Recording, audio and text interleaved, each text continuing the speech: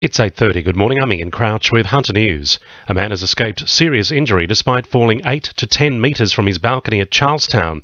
The 24-year-old had locked himself out and was trying to climb up the side of the unit complex when he slipped and fell 2 stories. Luckily, he fell onto the lawn. He's recovering in the John Hunter Hospital with a hip injury.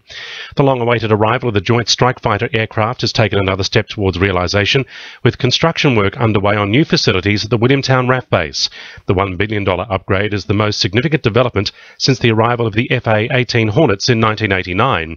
Defence Minister Kevin Andrews says the project will make Williamtown the country's leading Air Force base. This will be the premier location, as it is now, in the future for our fighter pilots, for the training of them. It'll be here for decades to come and will ensure that we have not only the capacity so far as our assets in the air are concerned, but the ability on the ground to be able to maintain them, to service them, and most importantly to be able to train our air men and women. Meanwhile, Air Commodore Steve Roberton says it will be a few years before the new aircraft arrive. The government has authorised up to 72 of the F-35 Lightning aircraft, and the first aircraft are already off the production line for Australia, but we won't bring them back to Australia and RAF Base Williamtown until 2018. In the meantime, we'll continue to send women and men over there for the training, both for the maintenance and for the flying.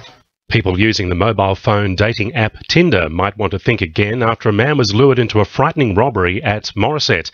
The man went to the car park near the local pool, expecting to meet a girl called Brittany, who he'd met through the app, and agreed to have sex with him for $250. However, the victim was attacked by 2 men who robbed him of his money, phone and a bottle of bourbon before smashing his car windscreen with a steel pipe. The Herald says one of the attackers, 20-year-old Jack Croucher, has faced court and will be sentenced next month.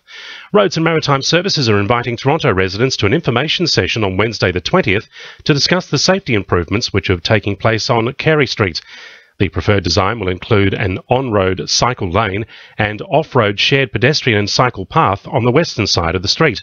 Hudson Borden from Roads and Maritime Services says the community has played a large part in the design process. Roads and Maritime has done community consultation about the Carey Street plan. The community provided feedback to Roads and Maritime about the initial design for the safety improvements on Carey Street. And now that feedback has been considered and the preferred design has been finalised, and we're inviting people to come and talk to us about any questions they've got about the project. The NRMA says nearly $360 million is now needed to repair local roads around the Hunter and bring them up to a safe standard. The Motoring Association says this figure doesn't include damage caused by the recent storms. It's prompted calls for councils to receive a set share of fuel excise to help them fix the growing backlog. Now with sport, Iona McNabb. Last night's Adamstown-Hamilton game in the Northern New South Wales National Premier League has been described as a masterclass. The match was dominated by a standoff between strikers Guy Bates and Kane Goodchild. The final injury time goal from Bates secured a 2-2 draw. Teenage prop Blake Walsh is one of 10 Newcastle players selected yesterday for the 34-man New South Wales Country Cockatoos. The 19-year-old Walsh has already played 2 first-grade games for the Wanderers. The Cockatoos squad will now go on to a 3-day camp where the numbers will be cut to 23 for the opening match against the New South Wales Subbies on the 23rd of May. And East Maitland-raised Holly Lawrence will wear the green and gold at the World Rowing Under-23 Championships. Lawrence and teammate Amy James will compete in the women's lightweight double scull in the 5-day regatta in Bosnia. That's sport. I'm Iona McNabb. 2 in URFM News Time, 26 to 9.